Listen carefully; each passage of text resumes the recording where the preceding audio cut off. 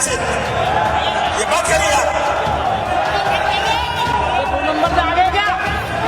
देखिए देखिए ये हमारे, अभी बंद करिए, बैंड बाजा बंद करिए। हमारे अखिल भारतीय कांग्रेस कमेटी के सचिव, ये बंद करिए, इसे बंद कराइए। अजय पूजा जोगसे जी बंद करिए, अजय जोगसे जी ढोलक बंद करिए, अजय जोगसे जी ढोलक बंद कराइए, अजय जोगसे जी हाथ जोड़ के विनती, प्लीज आप ढोलक बंद करने से आपका भाषण हो रहा है। बहुत खुशी होती है कांग्रेस के परिवार के बीच में आने से, मुझे बल और शक्ति मिलती है, मेरा हौसला बढ़ता है, क्योंकि आप सब ने कांग्रेस की नींव बना के रखी है। आप यहां क्यों आए? यहां कोई ठेका नहीं मिलना, यहां कोई कमीशन नहीं मिलनी।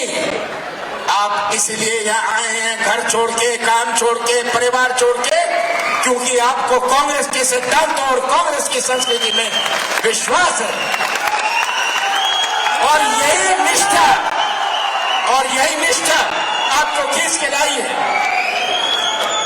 और यही निष्ठा कांग्रेस की मजबूती है। मुझे कभी कहा जाता है कि ये कांग्रेस का साथ नहीं दे रहा, वो साथ नहीं दे रहा। याद रखिएगा एक बात, सभी यहां कांग्रेस परिवार के सदस्यगण, जब कोई ऐसी बात होती है, सबसे पहले आप बेईमानी कांग्रेस से नहीं करते, पर अपनी निष्ठा से करते हैं। जो निष्ठा है आपकी, उसका अपमान करते हैं। ये हमें हमेशा याद रखना है। कांग्रेस की संस्कृति से आप जुड़े हैं, कांग्रेस के सिद्धांतों से, कांग्रेस के इतिहास से आप जुड़े हैं। कांग्रेस की संस्कृति जो जोड़ने की संस्कृति है, हम दिल जोड़ते हैं, संबंध जोड़ते हैं, रिश्ता जोड़ते हैं, हर समाज, हर धर्म को जोड़ के रखते हैं, और यही भारत की संस्कृति है। आज ऐसा कोई देश नहीं है, ऐसा कोई देश नहीं है विश्व में जहां इतने धर्म, ऐसा है कोई देश? ऐसा कोई देश नहीं है जहां इतनी जातियां, पूरे विश्व में ऐसा कोई देश नहीं है जहां इतनी भाषाएं। यही भारत की पहचान है, भारत की संस्कृति यही पहचान है। इतनी विभिन्नता, इतनी अनेकता, और भारत एक झंडे के नीचे खड़ा है। यही भारत की पहचान है। पूरे विश्व में लोगों को ताज्जुब होता है कि कैसा भारत है। यहाँ हम उत्तर से दक्षिण जाए तो हमारी धोती और पजामा भी लुंगी बन जाती है, हमारे बहनों का साड़ी पहनने का तरीका भी बदल जाता है। यह है अनेकता, और यही अनेकता को एकता बनाता है हमारी संस्कृति। हमें कभी नहीं भूलना, यही कांग्रेस की संस्कृति से आप जुड़े हैं। समय को कोई रोक नहीं सकता, समय परिवर्तन लाता है। हमारे इतने वरिष्ठ जो बुजुर्ग हैं यहाँ, जिन्होंने कांग्रेस की नींव बना के रखी, वो समय और था। मुझे याद है कि चुनाव में लगभग 42 साल पहले, जब मैं अपना पहला चुनाव लड़ा था, भारतीय जनता पार्टी को प्रदेश में ऐसे इतने कम से कम 200 क्षेत्र थे जहां उनको बूथ में बैठने वाला भी कोई नहीं मिलता था। बूथ में बैठने वाला शहरों से बैठते थे। अगर धार, खरगोन, खंडवा में बूथ में बैठने वाला नहीं मिलता था, इंदौर से उन्हें भेजने पड़ते थे बूथ में बैठाने वाले। उनके पास कोई संगठन नहीं था। और जब से ये पंचायत चुनाव शुरू हुआ, मैं बहुत सारी ऐसी बातें करना चाहता हूं जो रूटीन में नहीं होती। और जब से पंचायत चुनाव शुरू हुआ, नगर पालिका, नगर निगम के चुनाव शुरू हुए, उनका संगठन बनना शुरू हुआ, क्योंकि जो जीता वो तो कांग्रेस कांग्रेस का जो 4-5 हार गए वो बीजेपी के, और उनको तो घर बैठे बिठाए संगठन मिल गया। यह परिस्थिति थी भारतीय जनता पार्टी को, उस समय मैंने देखा हुआ है। और आज हमारा मुकाबला भारतीय जनता पार्टी से नहीं है, हमारा मुकाबला भाजपा के संगठन से है। तो जो मैं बात कह रहा था कि समय को कोई रोक नहीं सकता, समय से परिवर्तन हो रहा है। पहले एक गांव में, एक वार्ड में आप कह सकते थे ये गांव कांग्रेस का है, आज तो एक मकान में आप नहीं कह सकते कहां वोट जाएगी, बाप बेटा भाई भतीजा अलग अलग वोट देगा। यह परिवर्तन हुआ है। क्या ये परिवर्तन हम पहचानते हैं? क्या ये परिवर्तन हम अपनाने को तैयार हैं?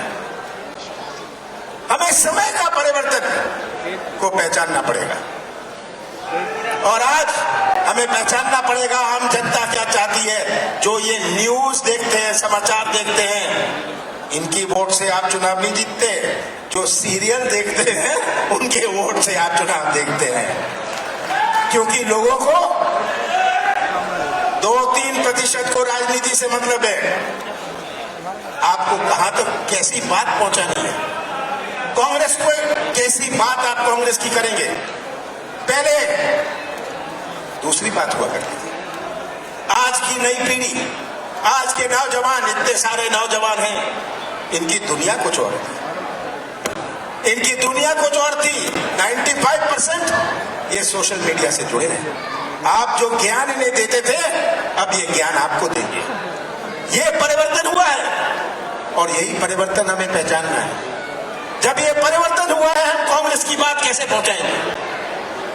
कांग्रेस की बात हमें पहुंचानी है, एक एक परिवार तक पहुंचानी है। ये सोच लिया कि एक नेता 10 गांव का दौरा कर लेगा और कांग्रेस जीत जाएगी, अब कोई किसी के सुनने वाला नहीं है। ये बात याद रखें। और यही अगर हम पहचान ले, ये परिवर्तन को पहचान ले, कांग्रेस को कोई नीचा नहीं दिखा सकता। पर क्या हम पहचानना स्वीकार करते हैं? हमारे बहुत सारे नेता पूरे प्रदेश में, जिन्होंने कांग्रेस की नींव बना के रखी 30-40 साल से, समय हो गया, उनका स्वास्थ्य कमजोर हो गया, पारिवारिक स्थितियां बदल गई, उनमें जो क्षमता थी अब नहीं है। हम उनको ना दें जिम्मेदारी, उनका सम्मान करें, उनसे मार्गदर्शन लें। पर जब तक हम उनको कहेंगे तेरी जिम्मेदारी है, वो बेचारा नहीं कर पाएगा। हमें ये सब बातें पहचाननी है। और आज मुझे आके यहाँ इस बात की खुशी है, बहुत सारे ऐसे चेहरे हैं जो मैं सालों से जानता हूं, अपने जवानी से जानता हूं। बहुत सारे ऐसे चेहरे हैं जिनके करीब मैं नहीं पहुंच पाया, बहुत सारे ऐसे चेहरे हैं जिनके करीब मैं नहीं पहुंच पाया। क्योंकि जब पहली मई 2018 में मैंने कांग्रेस के अध्यक्ष का पद संभाला था, 4 महीने बचे थे, 4.5 महीने बचे थे विधानसभा के चुनाव में। हमारा महाकौशल, हमारा विंध्य, हमारा बुंदेलखंड केवल मालवा ही नहीं है, हमारा ग्वालियर चंबल, कैसे उनमें एक नया उत्साह पैदा किया जाए, कैसे हम अपनी मशीनरी को टाइप करें। ये हमारे सामने, मेरे सामने चुनौती थी। मेरे पास तो खाली 4 महीने थे, 4.5 महीने। नवंबर में चुनाव था, अक्टूबर से तो चुनाव का काम शुरू हो गया। तो जब मैं कहता हूं कि बहुत सारे आप में से मेरे करीब रहे हैं, बहुत सारे ऐसे हैं जो करीब नहीं पहुंच पाए। पर मैं जानता हूं छगन 80 से बच, मुझे जानता हूं, याद है हम साथ मिलकर जय जय कमलनाथ, जय जय कमलनाथ, जय जय कमलनाथ। तो ये कमलनाथ यही आज मेरे सामने, मेरा दिल कभी कमजोर होता है कि बहुत सारे ऐसे चेहरे जो आज कांग्रेस की नींव बना के रखते हैं, उनके करीब में नहीं। आ पाया। 15 महीने कांग्रेस की सरकार रही, उसमें से 2-2.5 महीने गए लोकसभा चुनाव और आचार संहिता में। 15 महीने कांग्रेस की सरकार रही, 2-2.5 महीने गए आचार संहिता और लोकसभा चुनाव में। 1 महीना गुजरा उथल पुथल में, मेरे पास तो 11 ही महीने थे। और 11 महीने में मेरा प्रयास रहा कि आप अपनी छाती ठोक कर कह सकते हो हम कांग्रेस के हैं। आपको अपना सिर झुकाना ना पड़े। और आज भी मैं कहता हूं, आप जनता के बीच में जाइए, आपको माफी मांगने की जरूरत नहीं है। आप तो छाती ठोक के कह सकते हैं कि कांग्रेस के कार्यकाल में हमने ये उपलब्ध किया था। कौन सा बाप, एक मिनट भैया, चलती है गांव में जब किसान के जेब में पैसा हो, तो हमें ये क्या कर रहे हैं, मैं बंद करूं? ये क्या सोच रहे हैं आप इसे? ये बंद करिए आप। ये 2 नंबर से आगे क्या? देखिए देखिए ये आप डिस्टर्ब करने आए हैं, क्यों खराब कर रहे हैं? तो आज कृषि क्षेत्र से ही हमारी अर्थव्यवस्था बनती है और यही कृषि क्षेत्र ही हमारे आर्थिक गतिविधि का आधार है। हमारा इंदौर के बाजार से दिल्ली से कोई नहीं आता। ये आर्थिक गतिविधि जो प्रदेश में बनती है, इससे इंदौर के बाजार में रोशनी है। अभी ये 3 कानून बनाए, क्या आपको समझ है ये क्या 3 कानून है? ये क्या 3 कानून है, मैं आपको समझाना चाहता हूं। पहला है, जहां ये कृषि क्षेत्र का निजीकरण करेंगे। इसका एक इतिहास है कि एक ऐसा समय था अपने देश में जहां भुखमरी थी, हमें अनाज का आयात करना पड़ता था। अमेरिका से हम हाथ जोड़ते थे कि हमें एड में हमारी मदद कर लेगी। ऐसा भी समय था, इंदिरा गांधी जी ने तय किया, बहुत सारे क्रांतिकारी कदम उठाए, बैंकों का राष्ट्रीयकरण किया, बड़ा कदम था, पर सबसे बड़ा नहीं था। कोयले खदानों का, बीमा कंपनियों का राष्ट्रीयकरण किया, ये बड़े कदम थे। पर सबसे बड़ा कदम इंदिरा गांधी जी ने किया कि उन्होंने गल्ले के व्यापार का राष्ट्रीयकरण किया और फूड कॉर्पोरेशन ऑफ इंडिया बनी। समर्थन मूल्य की शुरुआत हुई, समर्थन मूल्य की शुरुआत हुई, ये इतिहास है। पंजाब और हरियाणा का उत्पादन बहुत था, उनको सबसे ज्यादा समर्थन मूल्य मिला। आज भी उनको लगभग 80-90% किसानों को मिलता है। मध्य प्रदेश में 20-25% किसानों को समर्थन मूल्य मिलता है। उस समय जब समर्थन मूल्य शुरू हुआ था, मध्य प्रदेश में समर्थन मूल्य लेने वाले भी नहीं थे, क्योंकि वे गुजारे की खेती करते थे। गुजारे की खेती करी, आसपास 10-15 गांव में बेच दिया, अपना उपज बेच दिया और अपने साल भर का गुजारा कर दिया। ये गुजारे की खेती करते थे। तो मध्य प्रदेश में बहुत कम लोगों को समर्थन मूल्य मिलता था, आज भी बहुत कम लोगों को मिलता है। अब जब इन्होंने निजीकरण किया है, बड़े बड़े उद्योगों को ये मंडी का दर्जा दे रहे हैं, मंडी का दर्जा देंगे। और मंडी का दर्जा दे देंगे तो ये बड़े उद्योगपति जाएंगे किसान के पास, 2000 रुपए मक्का का भाव है, कहेंगे 1700 में खरीदता हूं। किसान को तो निकालना है, बेटे की शादी करनी है, बैंक का कर्जा देना है, वो 1700 में बेच देगा जब समर्थन मूल्य 2000 रुपए है। जो समर्थन मूल्य की संभावना भी थी, ये हमेशा के लिए चौपट। ये इस कानून का मतलब है। मध्य प्रदेश में तो केवल 20-25% किसानों को समर्थन मूल्य मिलता है, इनको मंडी का स्टेटस मिल जाएगा। और अब तो कोई व्यापार करता है, उसको मंडी से लाइसेंस लेना पड़ता है। सही बात है ना, मंडी से लाइसेंस लेता है, स्वीकृति लेता है। अब तो जिसका आधार कार्ड हो वो व्यापारी बन सकता है। कोई आधार कार्ड दिखा दे और व्यापारी बन जाए। इस परिस्थिति में सबसे ज्यादा पिटाई हमारे मध्य प्रदेश में होगी। और हमारा मध्य प्रदेश, जहां कृषि क्षेत्र ही हमारी आधार है, कृषि क्षेत्र ही हमारा भविष्य है, सबसे ज्यादा आपको पता नहीं होगा मध्य प्रदेश पीछे रहता था। आज मध्य प्रदेश नंबर 1 है इंडिया में गेहूं के उत्पादन में।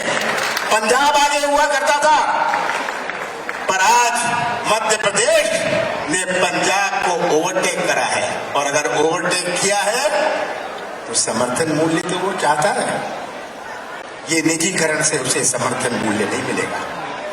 दूसरा कानून है जो कॉन्ट्रैक्ट फार्मिंग, ठेके की किसानी।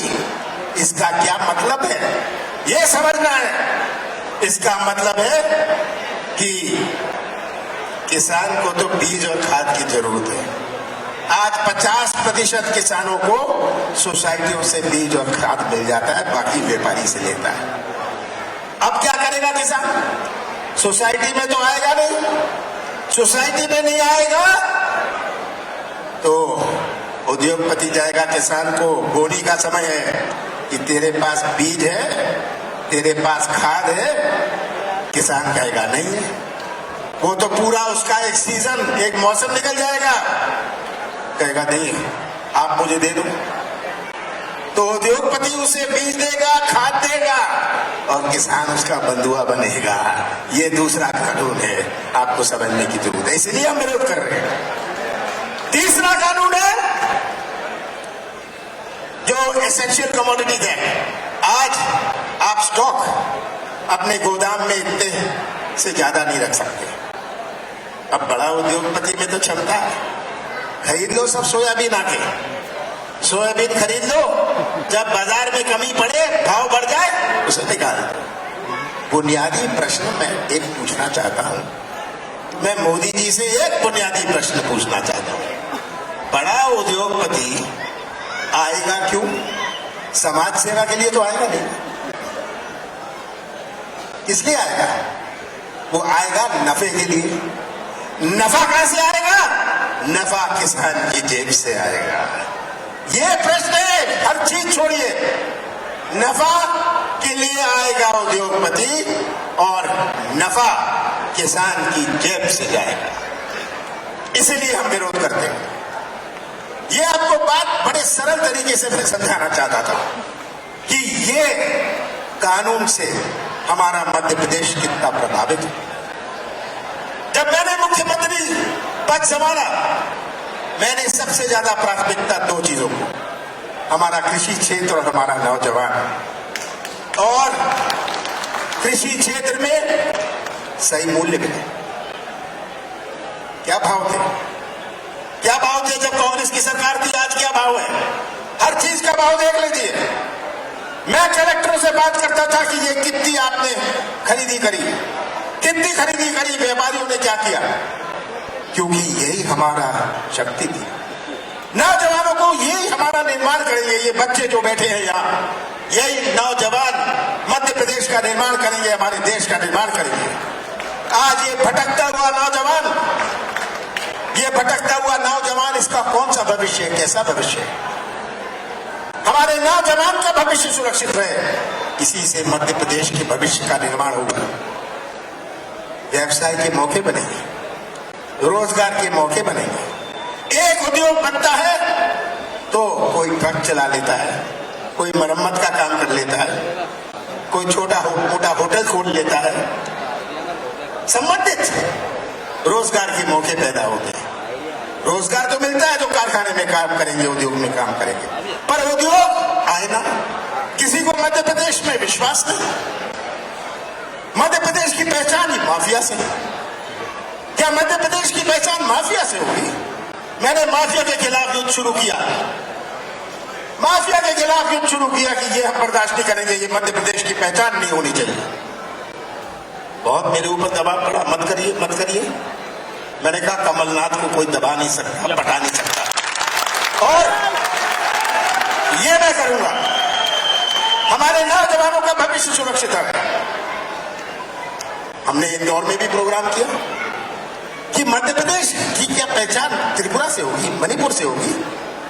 मध्य प्रदेश की पहचान कर्नाटक से क्यों ना हो, महाराष्ट्र से क्यों ना हो? पर मध्य प्रदेश से किसी से कहो, वो कहेंगे जी मध्य प्रदेश किधर, कहां, कैसे? आज मध्य प्रदेश 5 प्रदेशों से घिरा हुआ है। ये समझने की बात है। आज जिसको अपना प्रोडक्शन या अपना माल केरल में बेचना है या तमिलनाडु में बेचना है, वो मध्य प्रदेश में अपना उद्योग लगाएगा। पर उद्योग तो तब लगाएगा जब उसे देखे कि वातावरण सही है, उसको मध्य प्रदेश पर विश्वास हो, मध्य प्रदेश की पहचान बने। यह मेरा लक्ष्य था और यही लक्ष्य में मैं समय लगा रहा था। तो इसलिए मैं कहता हूं कि यही हमारी 2 प्राथमिकता है प्रदेश में। शिवराज जी बड़ी लंबी चौड़ी बातें कर लेंगे और ऐसी कोई चीज नहीं है जिस पे झूठ नहीं बोलेंगे। उनका तो बिना झूठ बोले हुए खाना नहीं हजम होगा, याद रखिएगा। ये आज इनकी राजनीति समझने वाली है। भारतीय जनता पार्टी की राजनीति, मेरे साथियों, भारतीय जनता पार्टी की राजनीति समझिए, ये कैसे ध्यान मोड़ने की राजनीति करते हैं। 2014 में मोदी जी ने कितनी बातें करी, 2 करोड़ नौजवान, 15 लाख, तरह की बातें, किसानों को 50% नफा। 2019 के चुनाव में नौजवान की बात नहीं करी, किसान की बात नहीं करी, किसकी बात करी? पाकिस्तान की बात करी। पाकिस्तान, राष्ट्रवाद। ये क्या कांग्रेस को राष्ट्रवाद समझाएंगे? भारतीय जनता पार्टी के पास एक स्वतंत्र संग्राम सेनानी का नाम लेने को नहीं है और ये कांग्रेस को राष्ट्रवाद समझाएंगे। तो ये कैसे ध्यान मोड़ने की राजनीति?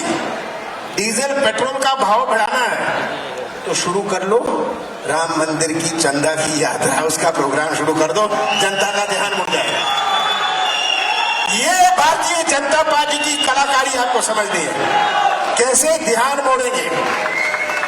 जब मैंने प्रदेश संभाला, किसानों की आत्महत्या में मध्य प्रदेश नंबर 1 और शिवराज जी कहते मैं तो किसान का बेटा हूं। महिलाओं पर अत्याचार पर मध्य प्रदेश नंबर 1, शिवराज कहते मैं तो मामा हूं। ये इनकी कलाकारी समझिए। और नौजवानों को कहते हैं मैं इन्वेस्ट इंडिया, इतने लाख करोड़ रुपए का निवेश का एग्रीमेंट साइन कर रहा हूं यही इंदौर में। कौन सा निवेश आया? कौन सा निवेश आया? जितने उद्योग लगते नहीं है।